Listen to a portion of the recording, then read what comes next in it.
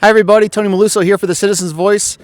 Starting something new this year, we're going to each football team around the area. We're calling it the Players' Voice. We're going from camp to camp, letting the players kind of just spread their voice about their teams, their upcoming games, and no better place to start than Dallas. The Dallas Mountaineers went further than any WVC team last year. And for our first interview subject, Luke DelGaudio. Luke, thanks for joining us today. Yeah, anytime. Thank you for having me. We'll talk first about just the emotions right now and kind of the mindset of getting ready to start getting going again. First game's coming up, first scrimmage on Saturday, first game coming up in 2 weeks. What's going to be the what's the excitement level right now? Oh, it's very high. The excitement level is very high right now. We're very pumped to start the season and kick it off at Tunkhannock. You've been after conditioning and 2 days now. How much is it going to feel? How good is it going to feel just to be able to hit somebody else rather than another blue jersey? Oh, it's going to be great. I can't wait for the scrimmage Saturday against Dunmore. Talk just about just where this team is coming into this year. Last year you guys had a good run.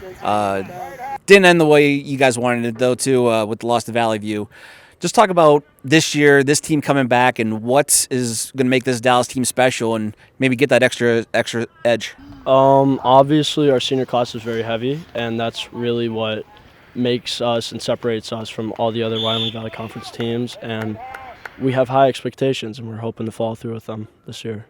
So last year you did a lot of what you were accomplished. You were able to do with a predominantly a junior class. Yeah. What kind of experience did you guys get from that? Was last year a surprise to you, or was that kind of were you guys a year early, or do you feel that you guys are right where you're supposed to be? Oh, it was a great experience. We're right where we're supposed to be, and this year hopefully we're going to improve. Half of them actually started as freshmen, so that they had 2 years under their belt already, and just kick it off next year. Now when did you how your 3-year start, I believe, is correct? Yes. And you're starting pretty much all over the field. Yeah. Just talk about your role in this team and what you bring to it.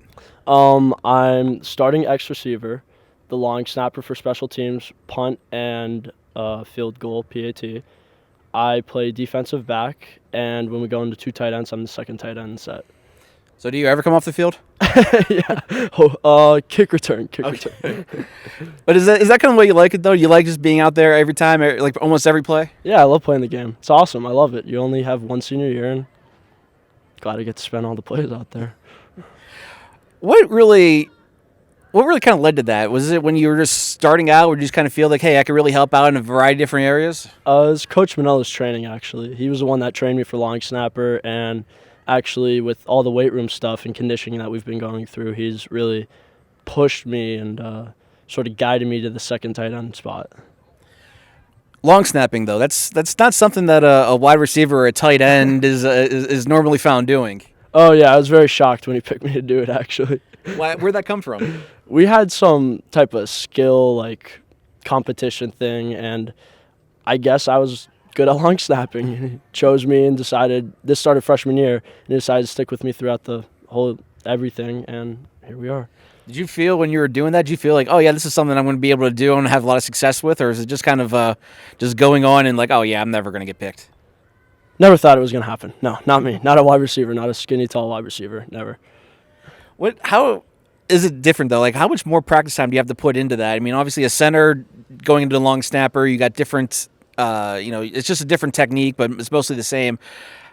How much extra practice time do you have to spend on just the technique and getting it down? It's a lot of practice and technique. Actually, we had 1 week off in July 4th, I believe, and he gave me 2 balls, a weighted ball and a regular ball, and I was practicing all throughout that week, my snapping, because when you're out there, it's a lot of pressure on you. You could screw up a game if you don't, follow through.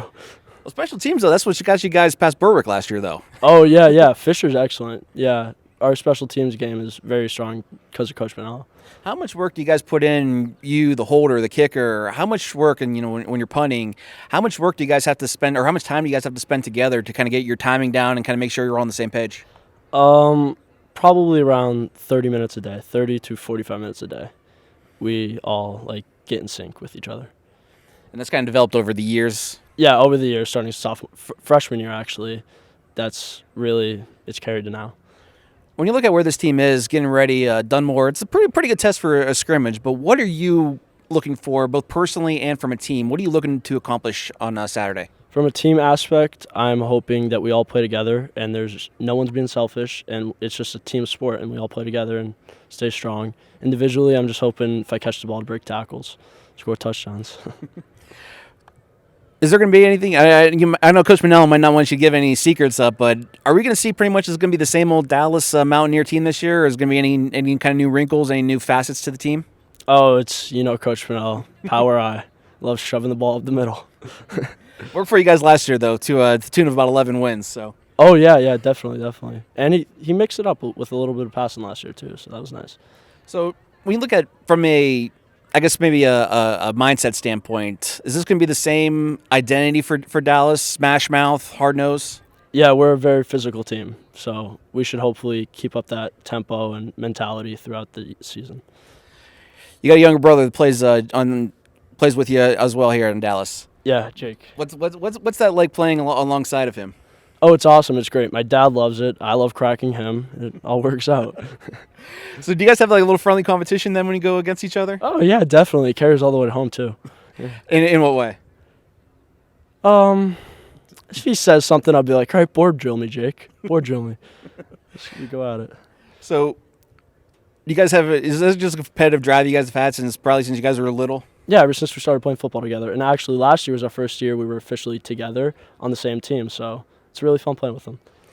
Now, also, you're not just a football player. I know you play basketball. And what else you do here at Dallas?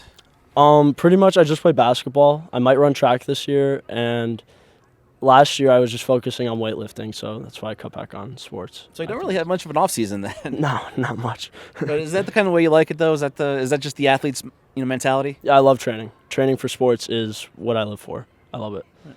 Now, kind of ask you a little bit about your teammates here. Kind of get your honest opinions. It'll stay between me, you, and the camera. Mm-hmm. Just ask you a few things here. Which teammate do you feel could give the best motivational speech? Who's that one guy that would make you run through a wall if he talked in front of you? Lenny Kelly, by far. And then, little behind him, Taylor Balesta. Who would win? Would Dallas Mountaineer win a Madden tournament? David Biscontini. He was very good. I believe he was like nationally ranked, actually. Madden? Yeah.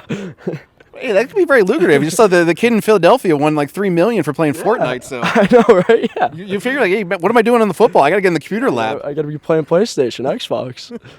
Right, which teammate would you least want to cook the team dinner? Nate Spare. What about the one you most would want to cook the team dinner?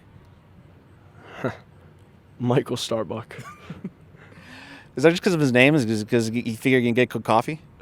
Yeah. All right. Also coming up in a couple days, actually we're recording this on Wednesday. The next day we're actually doing our Citizens Voice Fantasy Football Draft. Mm-hmm. Tell me the case to pick Luke DelGaudio. I'll catch every ball and score every touchdown. Thank you. Now, if Dallas Mountaineers weren't included in it, you've got the entire rest of the WVC, who would be your first pick in a high school fantasy football league? High school. Oh, the one kid from Coughlin. I like him. He's a cornerback, Raphael McCoy. I think he's very quick. Wilkes-Barre area now. Oh, yeah, Wilkes-Barre area. Forgot about that. That's going to take some time to get used to for everybody, I think, this year. Yeah. All right, Luke, hey, appreciate you taking the time. And any final words about what we can expect from the Dallas Mountaineers this year? Go Mounts. All right, thanks a lot, everybody. Stay tuned. Every week when we're doing these features, go to thecitizensvoice.com or go to The Citizens Voice on YouTube. You'll find all our interviews, all our sports videos are there all season long. Thanks for stopping in.